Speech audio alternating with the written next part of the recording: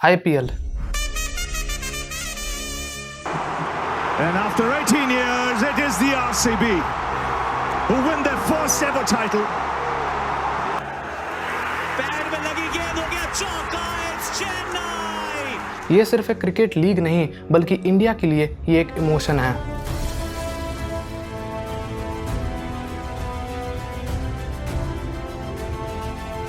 जिस आइडिया को बीसीसीआई ने कुछ सालों पहले रिजेक्ट कर दिया था, आज वही आईपीएल की नेटवर्थ मल्टी बिलियन डॉलर्स की है। और हर साल आईपीएल की वजह से बीसीसीआई, प्लेयर्स, टीम ओनर्स और ब्रांड्स करोड़ों में पैसा कमा रहे हैं। बीसीसीआई हर साल आईपीएल की वजह से अप्रोक्सीमेटली 5,000 करोड़ से भी ज़्यादा का रेवेन्यू कमाती है। They've been sold at staggering valuations. Their combined deal value is over $3.4 billion.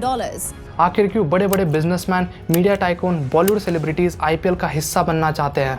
IPL के हर एक मैच में करोड़ों में पैसा लग रहा है, लेकिन क्वेश्चन ये आता है कि ये पैसा आ कहाँ से रहा है, क्या है आईपीएल का बिजनेस मॉडल और आईपीएल की शुरुआत आखिर हुई कहाँ से? इन सब चीज़ों को आज के इस वीडियो में डिटेल में जानते हैं। साल 2007 की बात है जब पहली बार आईसीसी T20 वर्ल्ड कप खेला जाने वाला था। उस टाइम पर इंडिया में T20 फॉर्मेट इतना ज़्यादा पॉपुलर नहीं था और सिर्फ क्लासिकल क्रिकेट ही खेला जाता था। इसलिए आईसीसी वर्ल्ड कप में इंडिया अपनी तरफ से रिलेटिवली यंग प्लेयर्स को भेजती है, लेकिन इस वर्ल्ड कप की वजह से T20 फॉर्मेट का क्रेज़ बहुत ही ज़्यादा बढ़ जाता है।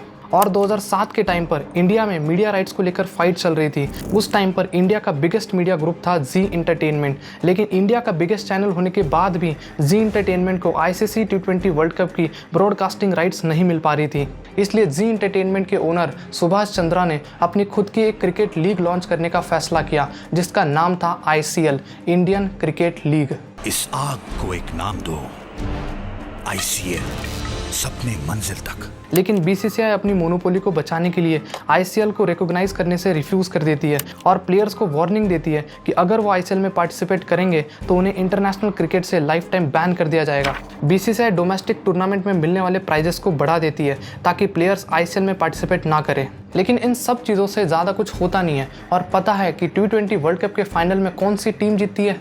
वो थी India. That's it, it's game over. Shahid Afridi 3 गेंदें लगातार भारत ने मारी स्टंप्स पर, बॉल आउट के जरिए भारत को मिली है ये बहुत बड़ी जीत। और ये फाइनल इतना ज़्यादा एंटरटेनमेंट से भरा हुआ था कि इंडिया में T20 फॉर्मेट का क्रेज़ और ज़्यादा बढ़ जाता है।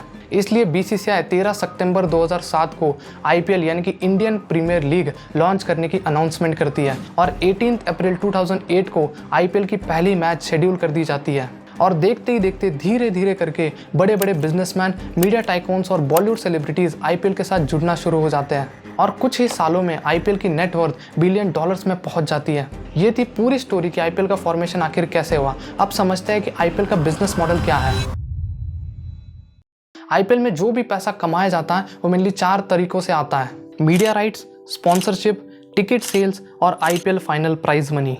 IPL के बिजनेस मॉडल को समझने से पहले ये समझो कि IPL में जितना भी पैसा कमाया जाता है उसमें से 50% मनी बीसीसीआई के पास जाता है, 45% मनी टीम्स के पास जाता है और 5% मनी IPL में जो फाइनल्स एंड सेमीफाइनल्स में प्राइज मिलता है उसके लिए रखा जाता है। पहला तरीका है मीडिया राइट्स। 2008 में जब IPL की शुरुआत हुई थी तो सोनी ने 10 साल के लिए 8,200 करोड़ में IPL की मीडिया राइट्स खरीदी थी। मीडिया राइट्स का मतलब है कि हम जिस प्लेटफॉर्म पर IPL को देख रहे हैं उस प्लेटफॉर्म को IPL को दिखाने के लिए कुछ अमाउंट ऑफ मनी पे करना पड़ता है। उसके बाद उन्हें परमिशन मिलती है कि वो अपने प्लेटफॉर्म पर IPL को दिखा सकते हैं। सोनी के बाद साल 2018 में 16,347.5 करोड़ में स्टार स्पोर्ट नेटवर्क ने अगले 5 साल के लिए मीडिया राइट्स को खरीदा था और 2023 से लेकर 2027 के जो मीडिया राइट्स हैं वो जियो हॉटस्टार और स्टार स्पोर्ट्स नेटवर्क के पास है, जिसका टोटल प्राइस है 48,390 करोड़, यानी कि एक IPL सीजन का ऑलमोस्ट 10,000 करोड़। अब जो प्लेटफॉर्म IPL की मीडिया राइट्स को खरीदते हैं उन्हें अच्छा खासा प्रॉफिट भी होता है एड्स को रन करके।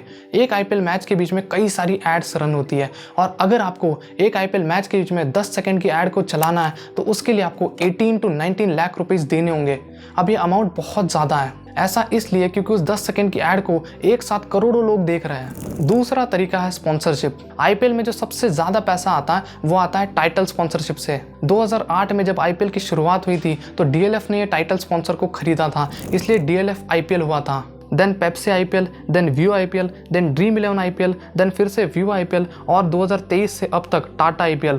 और टाटा ने 2024 से 2028 तक का टाइटल स्पॉन्सर को खरीदा है 2500 करोड़ में, यानी कि एक साल के 500 करोड़ रुपीस। ये काफ़ी बड़ा अमाउंट है। और भी कई तरह के स्पॉन्सर्स होते हैं, जैसे कि IPL में जो स्ट्रेटेजिक टाइम आउट होता है उसको केट ने स्पॉन्सर किया है और ये कंपनी हर साल IPL को 40 करोड़ रुपीस पे करती है उस स्ट्रेटेजिक टाइम आउट के स्पॉन्सर के लिए। और भी कई अलग अलग तरीके की स्पॉन्सरशिप होती है और अगर हम इन सारे स्पॉन्सरशिप के अमाउंट को मिला दे तो एक IPL सीजन से 1000 करोड़ रुपीस कमाए जाते हैं सिर्फ स्पॉन्सरशिप से। अब मैंने आपको जैसे कि बताया कि जितना भी पैसा आता है उसमें से 50% मनी BCCI के पास जाता है, 45% मनी टीम्स के पास जाता है और 5% मनी प्राइज के लिए रखा जाता है। और एक टाइप की स्पॉन्सरशिप होती है, लेकिन इससे जो पैसा आता है वो BCCI को नहीं मिलता है, डायरेक्टली टीम को मिलता है। आप कोई भी टीम की जर्सी पर जो कंपनीज के लोगोस देखते हो ये सब कुछ स्पॉन्सर होता है और इसका पैसा डायरेक्टली टीम को मिलता है। शर्ट पर अलग तरह के लोगो होते हैं, कैप पर अलग होता है, पैंट पर अलग होता है और इस तरह की स्पॉन्सरशिप से जो पैसा आता है वो डायरेक्टली टीम के पास जाता है। और जितनी ज़्यादा एक टीम की ब्रांड वैल्यू होगी उसके पास उतने ज़्यादा स्पॉन्सर्स आएंगे। Chennai super Kings, Mumbai Indians और रॉयल चैलेंजर बैंगलोर हर साल इस तरह की स्पॉन्सरशिप से 100 करोड़ प्लस का रेवेन्यू जनरेट करती है। तीसरा तरीका है टिकट सेल्स। अब जो टिकट सेल करके पैसा आता है वो बहुत ही कम आता है। बाकी मैंने जो आपको स्पॉन्सरशिप का, मीडिया राइट्स का अमाउंट बताया उसके कंपैरिजन में टिकट सेल करके काफ़ी कम पैसा कमाया जाता है, लेकिन इसको भी कंसिडर करना ज़रूरी है।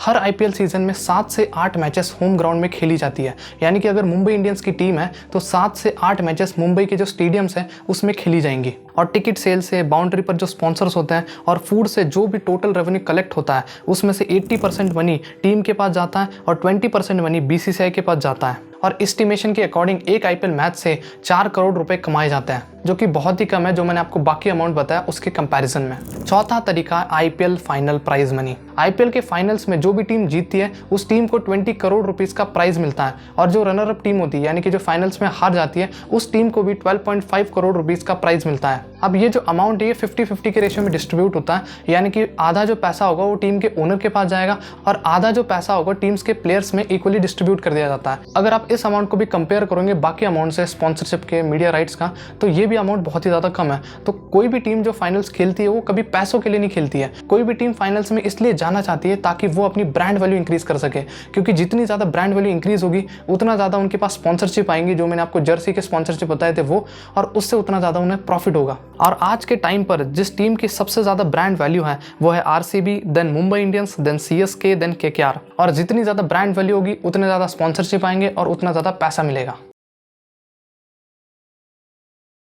जैसे कि मैंने आपको वीडियो के स्टार्टिंग में भी कहा कि इंडिया के लिए क्रिकेट एक स्पोर्ट्स नहीं बल्कि एक इमोशन है और कई सारे लोग IPL को एज ए एंटरटेनमेंट पर्पस के लिए नहीं देखते, बल्कि लोग IPL के लिए पागल है। और इसी पागलपन की वजह से साल 2025 में जब RCB का विनिंग सेलिब्रेशन हुआ था तो उसमें 11 मासूम लोगों की जान चली गई थी। और इन सब में हमारी कोई गलती नहीं है। IPL की मार्केटिंग इस तरह से की गई है कि हम अपनी इमोशन को एक टीम या एक प्लेयर के साथ जोड़ लेते हैं, और जो मार्केटिंग टैक्टिक्स प्ले की गई है ये सिर्फ और सिर्फ पैसों के लिए की गई है। मैंने आपको इस वीडियो में बताया भी कि एक IPL सीजन में कितना करोड़ों में पैसा कमाया जाता है। जो भी इंसान IPL के साथ जुड़ा हुआ है वो हर कोई प्रॉफिट कमा रहा है। किस चीज़ से? हम सब लोगों का इमोशन यूज़ करके। और जो भी व्यूअर IPL को देखता है उसके लाइफ में IPL मैच की वजह से कोई भी पॉजिटिव इंपैक्ट नहीं आता है और सिर्फ उसका टाइम वेस्ट ही होता है। अब मैं ये नहीं कह रहा हूँ कि IPL देखना गलत है, IPL को देखो, लेकिन सिर्फ एंटरटेनमेंट पर्पज़ के लिए, ना कि अपने इमोशन को किसी टीम या किसी प्लेयर के साथ जोड़कर। आज के इस वीडियो में बस इतना ही। आई होप सो आपको वीडियो पसंद आया होगा। ये मेरा पहला वीडियो था किसी चीज़ के बिजनेस मॉडल को लेकर। अगर आप ऐसे और भी बिजनेस मॉडल की वीडियो देखना चाहते हो तो कमेंट सेक्शन में ज़रूर बताना, मैं और वीडियोस लेके आऊँगा। एक बार अपना ओपिनियन ज़रूर देना कि और मैं ऐसे बिजनेस मॉडल से रिलेटेड वीडियो लाऊँ या फिर नहीं। तो मिलता हूँ मैं आपको एक नए वीडियो के साथ। तब तक के लिए stay safe and stay healthy और आपके समय के लिए शुक्रिया।